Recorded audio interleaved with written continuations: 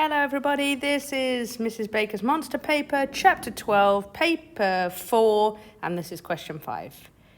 The table gives some chemical properties of transition elements and their compounds, and of the group 1 elements and their compounds. So you've got, are they able to act as catalysts? Transition elements, yes. Group 1 elements, no. Do they exist as coloured compounds? Transition elements, yes. Group 1 elements, no. So what is meant by the term catalyst? It's a 2-mark answer. So you've got to do 2 bullet points.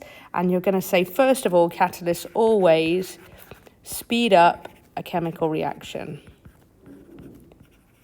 And the other mark that you're getting is to say that they are not used up in the reaction. In other words, they don't actually take part in the reaction. They don't get included in the chemical equation because they don't actually take part. Actually, what they do is they lower the activation energy. We'll talk about that in Module 12. But as long as at the moment you understand they're not used up, you will understand why later on in the course. Give one other chemical property shown by the transition element, which is not shown by the group 1 element. So we need to go back up. They've already said acts as catalysts. They've already said formed coloured compounds. So over here, you give the third one, which is variable oxidation states.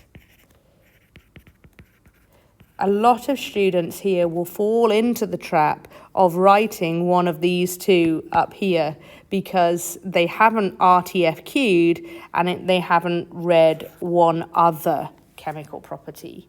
And they just skipped over the top bit and they went straight onto the questions. Classic mistake. Give 2 physical properties shown by the transition elements which are not shown by the group 1 elements. So something like they are very dense compared to group 1 metals.